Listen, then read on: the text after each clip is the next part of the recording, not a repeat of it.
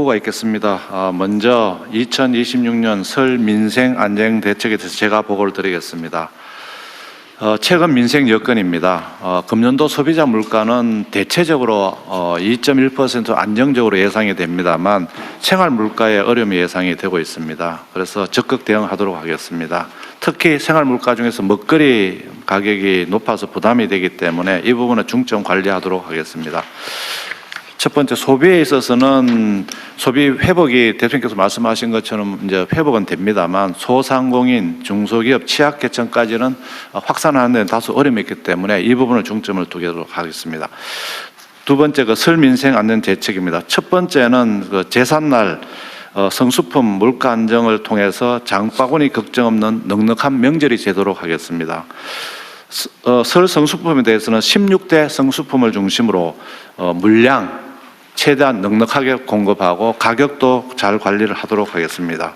특히 계란은 수입 신선란을 224만 개 설 전에 수입을 통해서 시장에 공급하도록 하겠습니다. 그 과정에서 우리 계란을 공급하는 협회에서 문제가 없도록 잘 협의도 추진하도록 하겠습니다.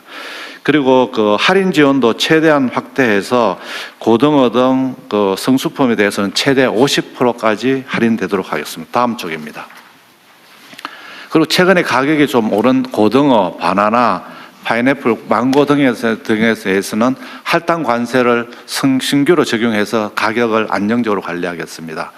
온누리 상품권 환급 행사도 역대 최대 시장으로 확대하겠습니다. 거기 보면 농축수산물은 160개 시장에서 200개로, 수산물도 120개에서 200개 시장으로 확대 적용하겠습니다. 바가지 요금 건절을 위해서 민간 합동 현장 점검을 실시하고 분야별 바가지 요금을 대통령께서 지시하신 바와 같이 종합해서 건절 대책은 마련해서 관광대책 발표 시 함께 발표하도록 하겠습니다. 그리고 설탕, 밀가루, 계란, 전 분당 등 담합이 있는 부분에 대해서는 공정위를 중심으로 담합 조사도 조속히 완료해서 물가 안정을 하도록 하겠습니다.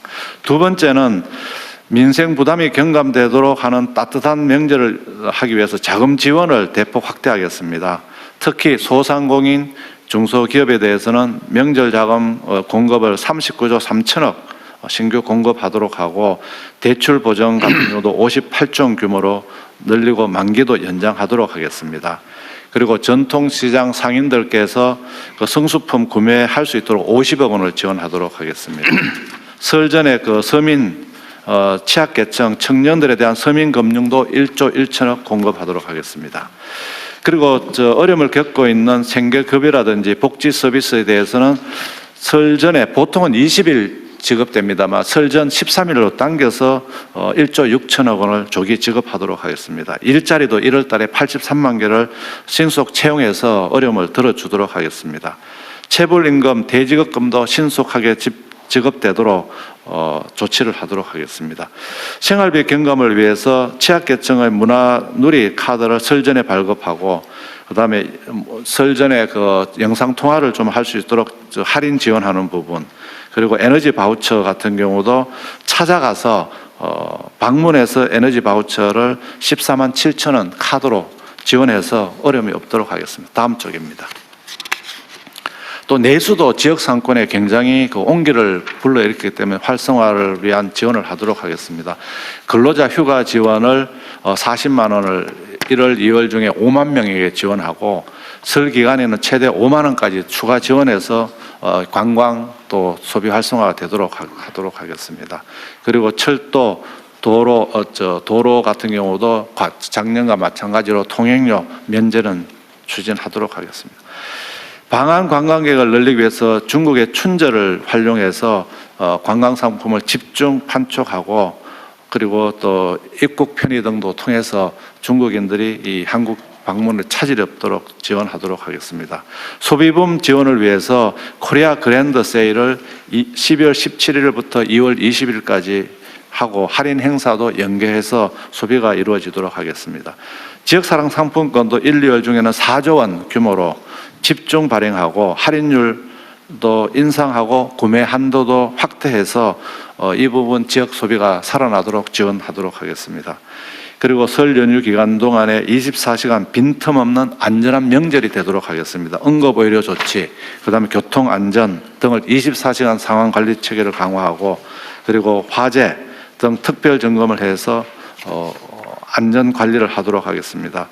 지금 부처별로 설 민생 안전 대책을 했는데 요약본을 보고드렸습니다만 굉장히 두꺼운 과제입니다. 그래서 부처별로도 개별 홍보를 하도록 하고 특히 디지털 매체를 활용한 SNS, 유튜브, 영상 쇼츠 등을 활용해서 하도록 하겠습니다. 또한 그 국민들께서 이번 대책을 찾아보실 수 있도록 AI를 통한 검색이 가능하도록 해서 어디선지 누구나 접촉을 해서 이 자료에 접촉할 수 있도록 하겠습니다. 이상 보고를 마치겠습니다. 네, 수고하셨습니다.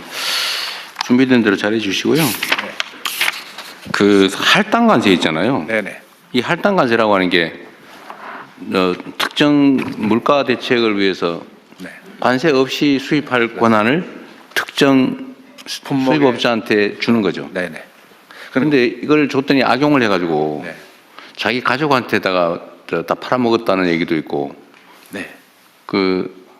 이거 다 어디 뉴스에 나온 얘기예요. 네. 아니면은 싸게 사와가지고는 그냥 원래 가격대로 팔고 그런 경우가 있다고 그러던데. 네. 혹시 국세청은 이런 거 혹시 좀 알아보셨어요? 네.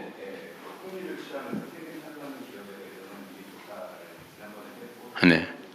하고 이제 좀 했던 조사해 본 결과는 좀 어때요? 네. 좀 실제 결과는 좀 어땠어요? 저희가 이미 혐의가 있는 데를 통해 분석을 해서 조사를 하기 때문에 하면은 추징 실적은 나옵니다만 이제 그 각 업체의 매출 규모에 따라서 실적은 달라집니다. 그러니까 실태가 어떻던가요? 네, 제가 들은 바로는 예. 하여튼 100원짜리인데 원래는 관세 20원 붙여가지고 120원에 수입해서 150원에 받는데 예. 하여튼 물가를 낮추겠다고 100원에 수입하게 해줬더니 똑같이 150원 받더라. 또는 100원에 수입하면 120원에 수입한 다른 업자들보다 20원 차익이 있으니까 이걸 싸게 팔아야 되는데 싸게 팔면 누군가 이익을 보잖아요. 그걸 자기 아는 사람들한테만 그 물건을 싸게 수입한 거를 싸게 주고 그래서 그 사람만 혜택을 보고 그 사람은 다시 정상 일반 가격으로 팔아버리고 이 효과가 없더라. 네. 이런 얘기들 들었는데 실제는 어땠어요? 저희가 조사 사례를 보면은 할당 관세를 해줬으면 그만큼 가격이 내려갔어야 되는데 그렇지 않은 경우들이었습니다. 저희가 조사했던 사례들은 거의 대부분 그러죠. 예. 그러니까 이게 이 제도가 네. 이게 지금 현재 상태 제도상에 문제가 있어요. 그 사후 관리가 안 되니까 네.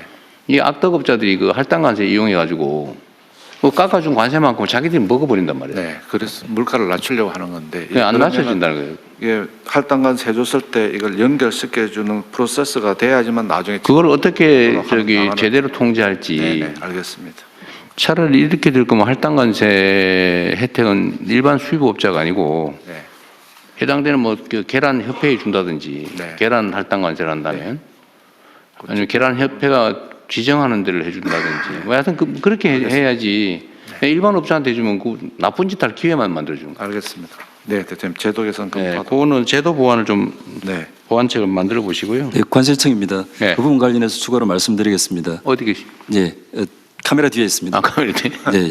네. 그 할당 관세 지금 말씀 주신 부분을 저희 관세청에서도 원래 그 할당 관세 관련된 그 품목이 수입이 되면은 그 부분을 40일 이내에 반출을 해야 되는데 그 반출 안 하고 그냥 창고에 둔다든지 그런 부분들을 단속했고요. 그리고 또 계란 파동이 있었지 않았습니까? 그래서 미국산 계란이 들여왔을 때 그게 오히려 더 그 반대로 무단으로 반출되는 그 사전에 그런 경우들도 있고 그 대통령님 말씀하신 그런 할당 관세 자체의 어떤 물량 부분을 그 고의를 가지고 불법으로 하는 부분들도 저희들이 단속을 하고 있습니다. 예를 들어서 특정한 업체 할당 양 자체가 정해져 있는데 그 부분을 뭐 자회사를 실제로 만들어 가지고 그 자회사가 또 할당을 받아서 전체 물량을 높게 만들어서 다른 업체들이 그 피해를 보는 그런 다양한 부분들을 맞습니다. 행정지도 또는 필요하면 저희들이 검찰에 고발해서 또 형사처벌도 하고 있습니다. 그런 문제에 대한 수사 권한은 누구한테 있어요? 관세청에 있습니다.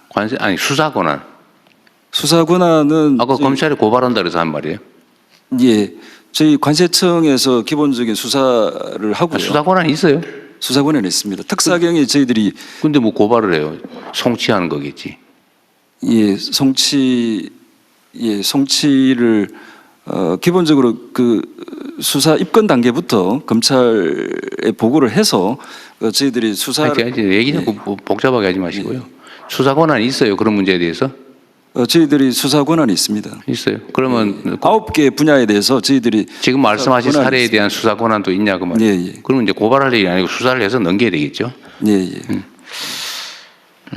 하여튼 이게 뭔 제도를 만들어 놓으면 그 악용하는 사람들이 예, 대통령 요거는 저희들이 하여튼 좀 물량도 저희들이 딱 정하고 가격도 해주면 인센티브가 굉장히 큽니다. 그래서 한번 제도 개선 마련하도록 하겠습니다. 제도 개선도 그러고 이게 하루 이틀 얘기가 아니고 계속 반복되는 일인데 괜히 이거 세금만 깎아주고 예, 시스템적으로 누가 하든지. 부당이득 취하고 네, 그렇게 하겠습니다. 하여튼 이런 게 한두 군데 있는 게 아니라는 거. 사회 각 분야에 뭐 온 동네에 있어서 이런 거 좀 철저하게 관리해야 되고. 또 검찰도 나오셨어요? 예, 나와 있습니다. 검찰이나 경찰은 원래 이 수사 권한이 있는 거니까 그죠? 예, 그렇습니다. 그러니까 이런 것도 좀 기획 수사도 좀 하시고.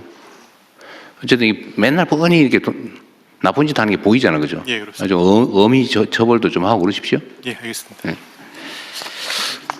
좀 더 올리면 네. 그 특사경 아까 전에 수사권 확대 부분인데 저희들이 이런 그 할당 관세와 관련한 부분이든 또 다른 부분이든 저희들이 실제 수사를 해보면은 저희들이 특사경상 수사권이 없는 그 사기 횡령 이런 부분들을 저희들이 발견하게 됩니다. 그래서 그런 부분들은 검찰에 송치를 할 때 그걸 고발해야지.